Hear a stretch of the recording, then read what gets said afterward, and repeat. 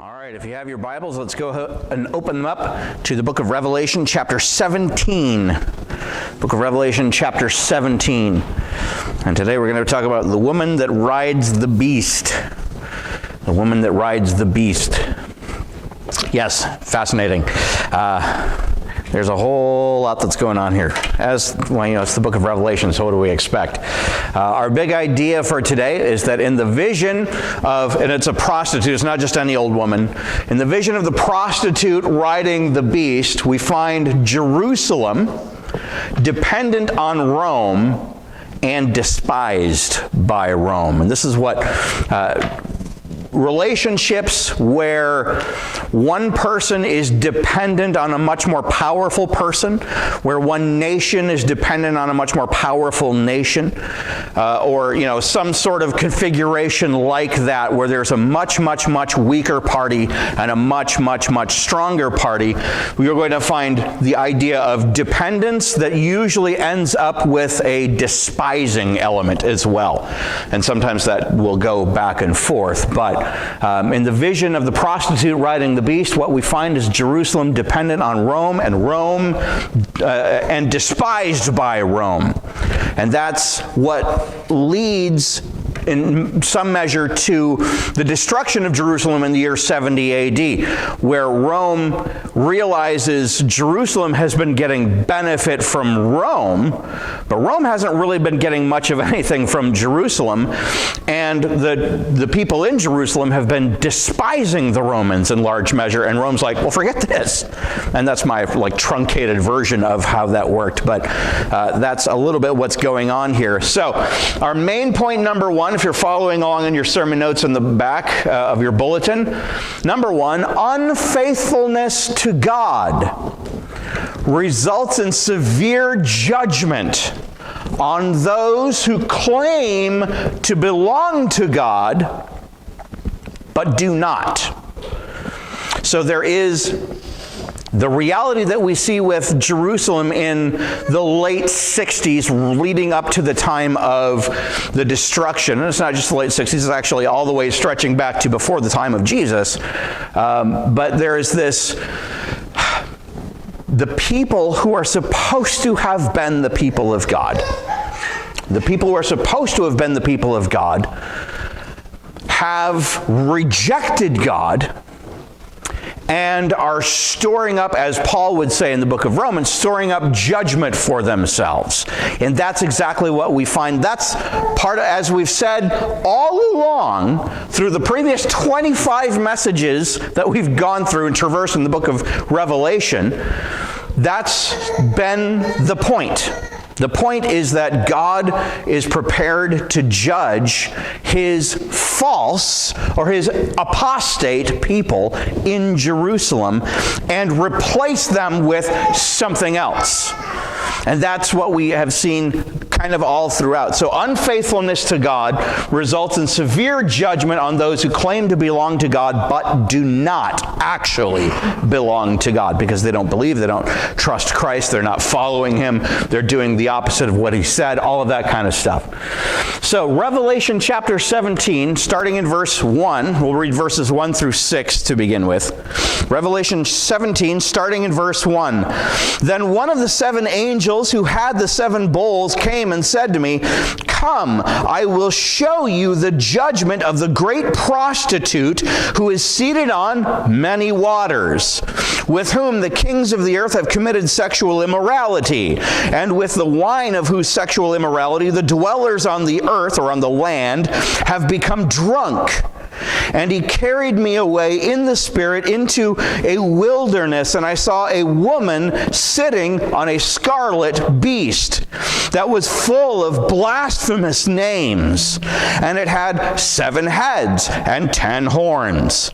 The woman was arrayed in purple and scarlet and adorned with gold and jewels and pearls, holding in her hand a golden cup full of abominations and the impurities of her sexual immorality. And on her forehead was written a name of mystery, Babylon the Great, mother of prostitutes of earth's or the land's abominations. And I saw the woman drunk with the blood of the saints, the blood of the martyrs of Jesus. When I saw her, I marveled greatly.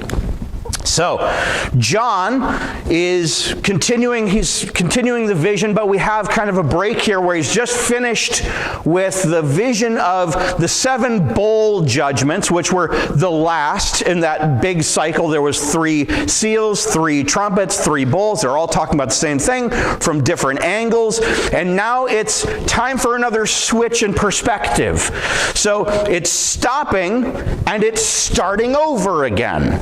And that's what we see. So it's continuing to talk about the same thing that the Revelation has talked about up until this point. It's just using a different image than it has before. Actually, it's actually using some of the same images, but it's remixing them in a way, and we'll talk about that. So one of the things he sees is a great prostitute, a woman, and this is a reference to the Old Jerusalem. This is a reference to Old Jerusalem, Jerusalem that existed at that time, who was unfaithful to God. This is why the term prostitute is attached to Jerusalem, because Jerusalem has turned away from God, with whom they were in a covenant relationship with. This is how you can tell it's not any other city, because no other city, not Rome, not any other major city in that world, had made a covenant relationship with God as Jerusalem had. Nobody else could have been unfaithful in this way because they weren't married to God in the same way that God's people in Jerusalem were married to God. And that's the image that we see throughout the Old Testament of how God expresses his relationship with his people as if they were a married couple. Right? Go read Ezekiel chapter 16, when God is expressing his frustration over his people, particularly once again in Jerusalem. And he says, this was our love story, you guys. And he goes and he recounts this kind of a narrative of as if it were a man walking through a field, and he finds a baby abandoned in the field, covered in blood, and he has pity on this small child, and he rescues her and brings her into his home, raises her until she comes of age and becomes beautiful, and marries her. And he says, that's what my people are like. A people that I found abandoned and helpless, as if they were a baby in a field, and I came and I saved them, and I rescued them, and I raised them up, and I married them. That's the image of the relationship between God and his people. It's a marriage relationship. It continues into the New Testament. When God talks about the relationship between Christ and the church in Ephesians chapter 5, he talks about it in terms of a marriage covenant. It is a special agreement, a special kind of connection between God and his people. And so the image here of unfaithfulness is an image of a broken covenant agreement. A broken covenant agreement where God had saved people. He had set them apart for special purpose. He had brought them into special saving relationship with himself. And they then grew, looked after other ways, looked after other gods, turned their backs on God and rebelled. And essentially sought a divorce with God. And that's the image that we have here. This great prostitute, this woman, is Old Jerusalem, unfaithful to God. She stands as a counterpoint to the New Testament idea of the bride of Christ. The bride of Christ is, the images all associated with the church as the bride of Christ are pure, are blameless, are spotless, are set aside and receiving that relationship with Christ, that relationship with God that someone else has rejected. that someone else has turned their back on God, but God has chosen. And so when we get to the end of the book of Revelation, spoiler alert, we see the new Jerusalem, the replacement of the old Jerusalem. And how is the new Jerusalem described? Described as a bride coming down out of heaven. That all of what we're looking at in here is the processional of the wedding of the people of God, the true people of God, the people of faith, the people of trusting in Christ, their marriage to the one who saves them. And this is the counterpoint to that. There was a group that was supposed to be God's faithful, beloved wife, and they turned their backs on him. They rejected him. This is the prostitute, the great prostitute. Great meaning strong or tremendous, or I can't believe how intense this is. The old Jerusalem. But that's a counterpoint to the new Jerusalem, the radiant, pure bride of Christ.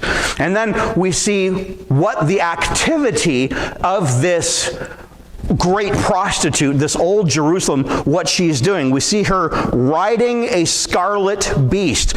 So she's distinct from the beast. There's Jerusalem, and then there's the beast that Jerusalem is riding. Well, who's that? This is the city of Rome. So there are two cities in view here. There's the city of Jerusalem, and then there's the city of Rome here.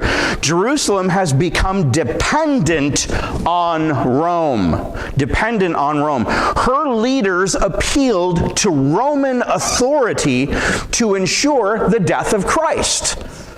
Do you realize that? Here's an example of this from the book of John, 19, verse 15. They cried out, away with him, crucify him. Pilate said to them, shall I crucify your king?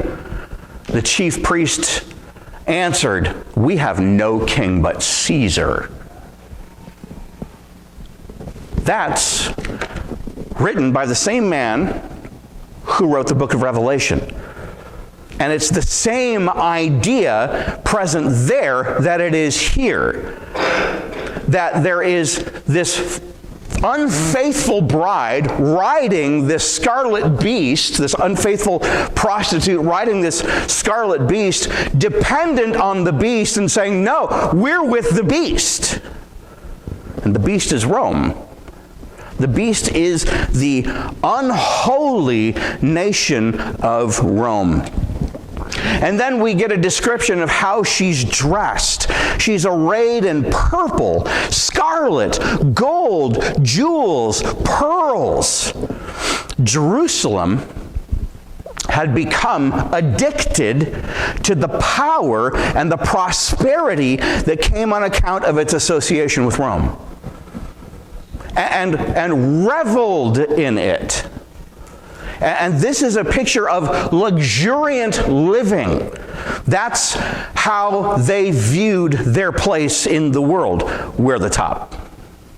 We're the best. Even though it, comparatively to like the city of Rome and the empire of Rome, it's relatively small. But that's not how they thought of themselves. They had gained a manner of thinking about themselves that was, we're special. Look at our history. Look how God has preserved us through history, through these terrible things. We're the best. And so it began with an understanding of their relationship to God, but it transformed into an understanding of, we don't need any money.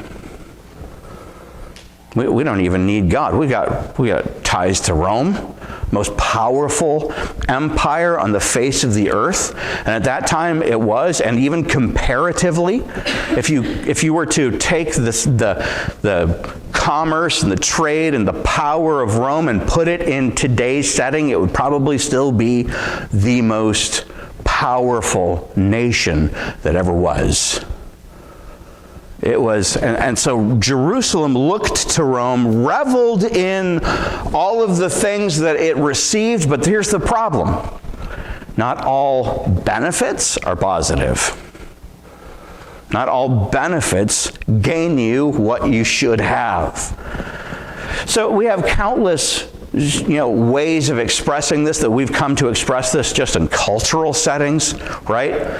Like, there's a short story called The Gift of the Monkey's Paw. Are you familiar with the monkey's paw story? The monkey's paw story is sort of a fantasy story about somebody who buys just a gnarled monkey's paw from like a weird shop, and with each finger he gets a wish. But each of those wishes, he wishes for something that is great and extravagant, but it exacts a price. And the price far outweighs the benefit of what he wished for. And that's the kind of situation that Jerusalem is now in. They have wished for and received all kinds of benefits from Rome, but that monkey's paw is a fist now, and it's coming for them.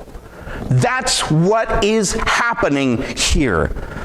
And this is then, we get a clear description of the nature of Jerusalem's unfaithfulness. We get a lot of imagery here about sexual immorality and unfaithfulness and all that, but then we're actually told what that was, right? She has this cup, and the cup is filled with abominations and sexual immorality and all of that. So she's drinking from this cup. But what's actually in this cup that she's drinking? Well, it tells us she is drunk with the blood of the saints, with the martyrs of Jesus Christ. The precise crime that has brought Jerusalem its judgment is that it has persecuted Christians. It has sought to kill Christianity and actually put Christians to death. And this is what Jesus says when he rides into Jerusalem. Oh, Jerusalem, Jerusalem, you who killed the prophets. This isn't new. This is something that Jerusalem has been up to for hundreds of years at this point. For a very long time, when God has sent prophets to Jerusalem and said, turn around. They looked at those prophets and said, forget you, pal, and killed them. And that was the nature of a lot of Jesus' parables. When, like, for example, the parable of the owner of the vineyard, where he has these workers in the vineyard, and he sends servants from a distant place to go and collect from them, and they say, well, no, we're not going to give to you. We're going to drive these servants out. And some they beat, and some they kill. And at last, then, he says, well, I will send my son, and they will respect my son. And they kill the son, which is an image of Jesus. He's the culminative prophet. He's the final prophet in a long line of prophets. And of course, he's also the Son of God. God come in human flesh, the second person of the Trinity, manifested in human flesh to preach the truth to the people. But the people rejected him. That's the last straw. But they continue on from there, and they continue building up all of their resentment and all of their hatred. Jerusalem's unfaithfulness is identified as persecution of God's true people. God does not take that lightly. God promises to deal severely with those who persecute his people. Genesis 12:3, talking to Abraham, I will bless those who bless you, and him who dishonors you, I will curse. And this is what old Jerusalem incurred on itself, because they have persecuted the true people of God, though they thought themselves to be the people of God, though they were not. And it is a nasty judgment that comes down on their heads. If you know the historical accounts, it's skin-crawling. Number 2, Rome is depicted as a large, unmanageable beast, using the same description as the beast from the sea in chapter 13. Okay? Same description. So we're talking about the same entity that we were talking about in chapter 13. Remember, there were two beasts, a beast from the land and a beast from the sea. And the land, of course, being the common way to refer to the promised land, and we take that to be Jerusalem, and the beast from the sea being Rome. So this is Rome that's in view here, and it's an unmanageable beast. It's not a tame beast. It is not a domesticated beast. It's something that this woman is riding, but this is not an easy ride. Right? This woman is holding on for dear life kind of situation. It's riding an angry, powerful beast. Unmanageable. Revelation 17, 7 through 14. But the angel said to me, why do you marvel? Because remember, that was the last thing in verse 6. I looked and I saw this and I marveled. But the angel said to me, why do you marvel? I will tell you the mystery of the woman and of the beast with 7 heads and 10 horns that carries her. The beast that you saw was and is not, and is about to rise from the bottomless pit and go to destruction. And the dwellers on the earth whose names have not been written in the book of life from the foundation of the world will marvel to see the beast, because it was and is not and is to come. This calls for a mind with wisdom. The 7 heads are 7 mountains on which the woman is seated. They are also 7 kings, 5 of whom have fallen. 1 is, the other has not yet come. And when he does come, he must remain only a little while. As for the beast that was and is not, it is an 8th, but it belongs to the 7, and it goes to destruction. And the 10 horns that you saw are 10 kings who have not yet received royal power, but they are yet to receive authority as kings for 1 hour together with the beast. These are of one mind, and they hand over their power and authority to the beast. They will make war on the Lamb, and the Lamb will conquer them, for he is the Lord of lords and King of kings. And those who are with him are called and chosen and faithful. So the beast was and is not and is about to rise from the bottomless pit and go to destruction. So here's the thing about Rome. Rome seemed like it was completely unstoppable for the longest time. But there's this moment in its history that just so happens to coincide with this moment in history, where it looked like the whole thing was going to collapse. It was, it is not, and is about to rise. Rome seemed unstoppable. However, God destined it to have an end. Here's the thing. Nothing is, quote, too big to fail. If history teaches us anything, that's one of the lessons it teaches us. Nothing that is of the creation is too big to fail. And we see this in the scriptures. We see this in historical examples. You know, the popular David and Goliath, right? Well, here's this massive, powerful warrior who has all of the best technology of his day. Right? The Philistines were the technologically advanced of the Philistines versus Israel situation in 1 Samuel. And Goliath is tall, he's thickly muscled, he's a big, scary thing. He's like a monster. And interestingly, his armor looks like scales. There's a reptilian reference there, which, if you're one of the people of Israel, you have kind of a bad association with snakes in your past, right? But this thing looks too big to fail, this Goliath guy. But here comes this little shepherd kid who isn't big enough to wear King Saul's armor, and he goes out to meet him dressed as a shepherd with a sling. God takes him down with a sling. Not David takes him down. God takes him down. We have to note that. He uses David, but it is the Lord who takes Goliath down, and it is the Lord who took Rome down eventually. Now, at the moment in history that we're looking at, it looked like Rome was about to collapse in on itself, and it very nearly did. But then it kind of got itself together and came back. It was, it is not, and then it is.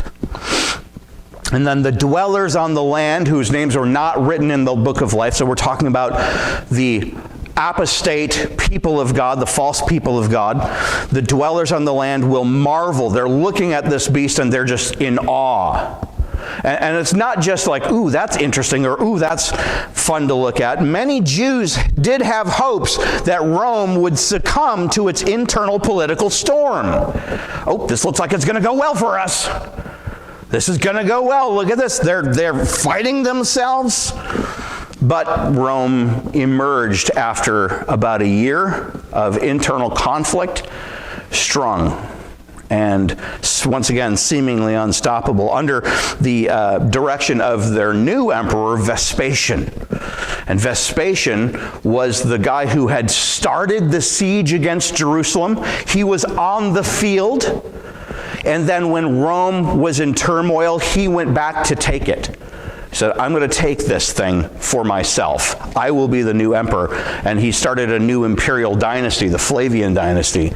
But he left his son, a man named Titus, at Jerusalem. And Titus is the one who marched in. And Titus then becomes emperor after Vespasian, to finish the military campaign against Jerusalem. Hence they marvel.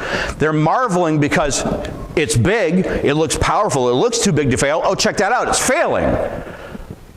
Oh, check that out, it's not failing after all. They're tossed back and forth all over the place because of what happened. Then the 7 heads of this beast. The 7 heads, he says, are 7 hills and 7 kings. So Rome sat on 7 hills.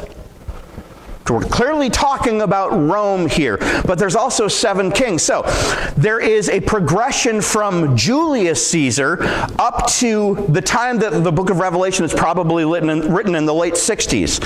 And that progression has 5, starting with Julius, ending with Nero, and then after Nero comes Galba. And Galba is not in it for long at all. And then after that, there's another one who's not in it long for all. That's the 7 that are in reference here.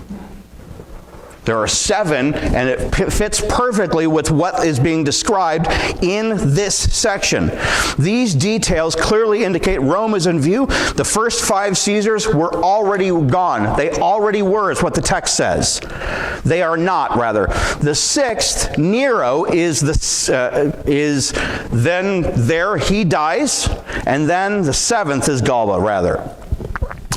He hadn't yet come, but he was going to remain, quote, only a little while. And he wasn't emperor for more than a few months. Only a little while. So the historical setting and what Revelation say match perfectly. He only lasted a few months.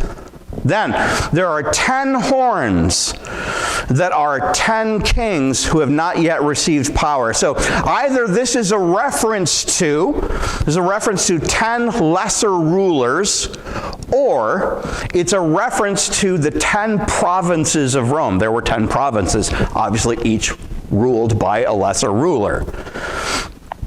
Rome was a layer cake of power that seemed to go on endlessly in some sense.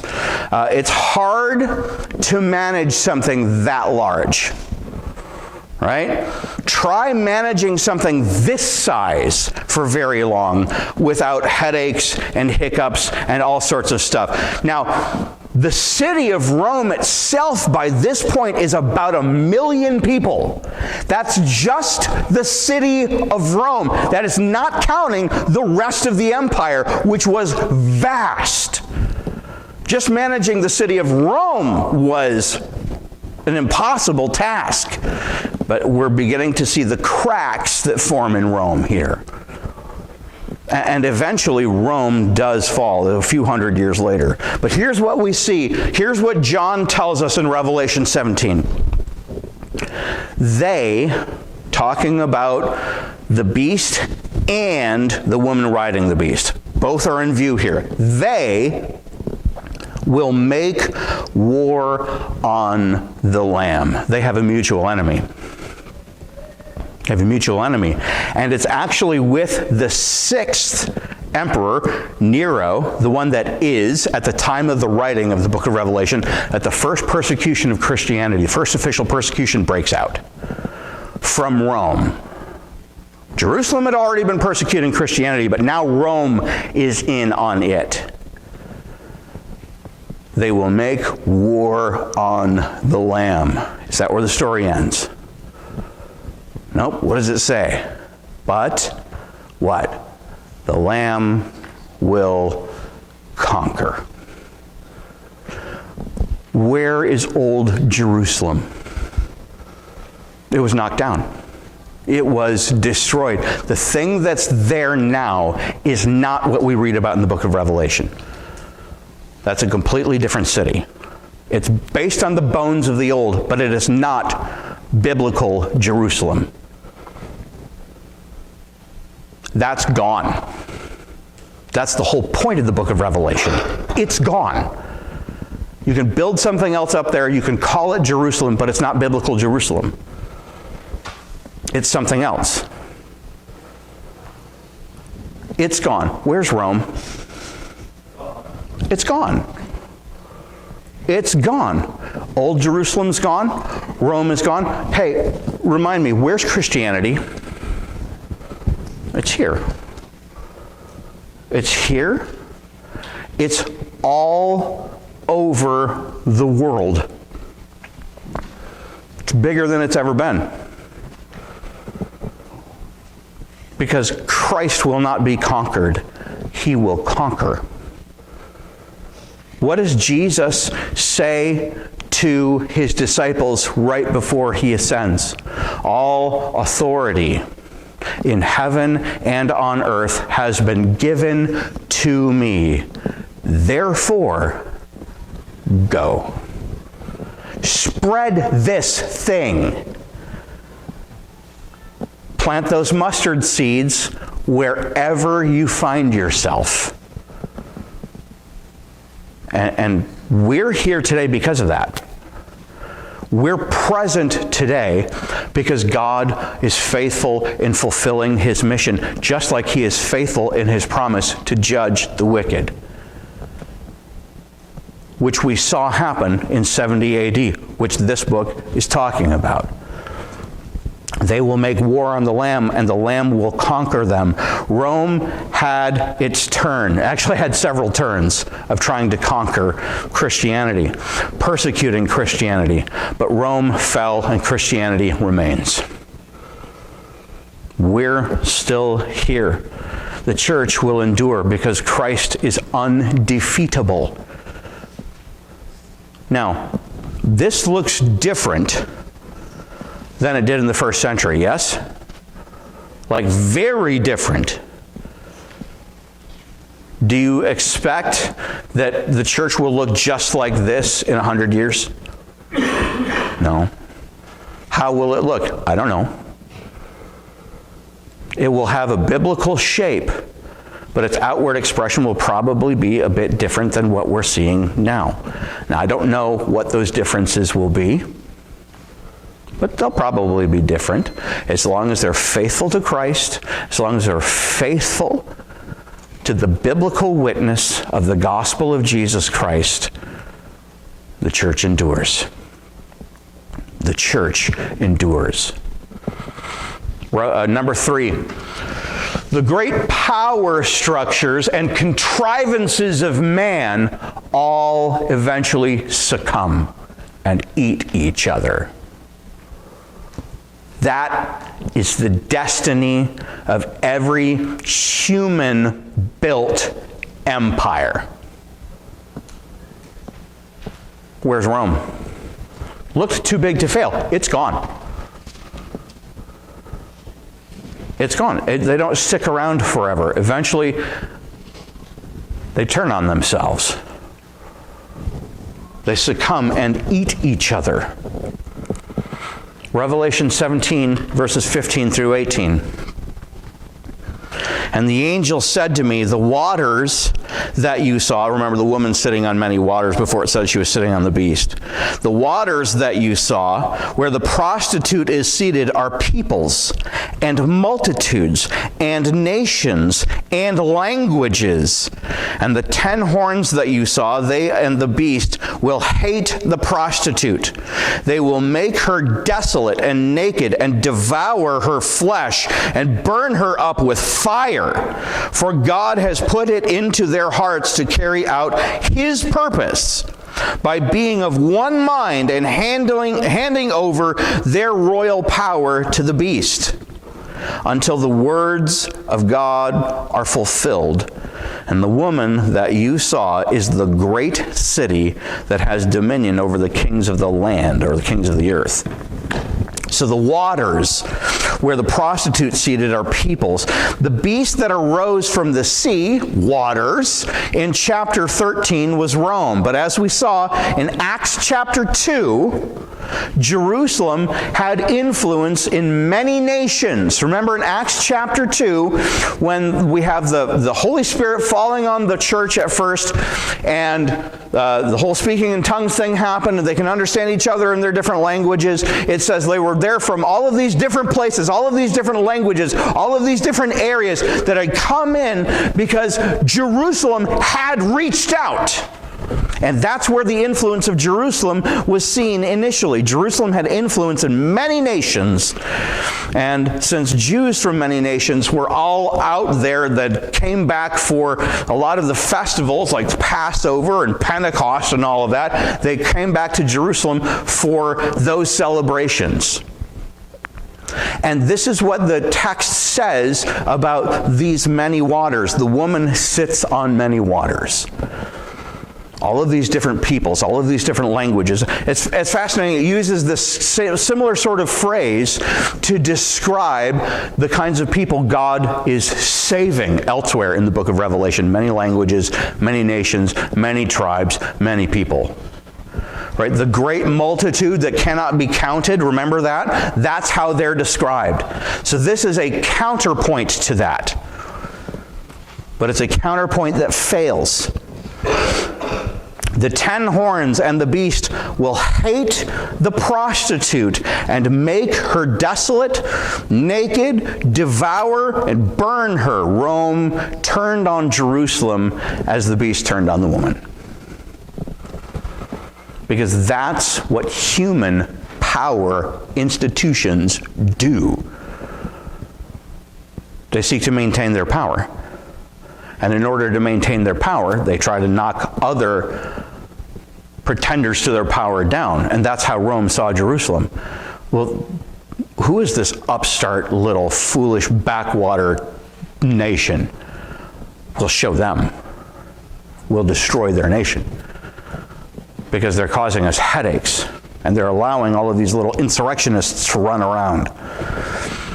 And this is what it says. The woman, it identifies her for us, is the great city.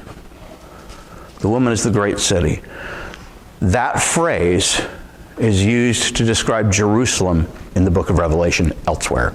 So we're clearly talking about Jerusalem, but there's a point to be made here. This phrase is used to describe Jerusalem in chapter 11, verse 8, and in 16, verse 19. Her demolition paves the way for the new Jerusalem. And that, when we get to that, we will discover is us. Hebrews 11, verses 8 through 10. By faith Abraham obeyed when he was called to go out to a place that he was to receive as an inheritance. And he went out not knowing where he was going. By faith he went to live in the land of promise, as in a foreign land, living in tents with Isaac and Jacob, heirs with him of the same promise. For he was looking forward to the city that has foundations, whose designer and builder is God.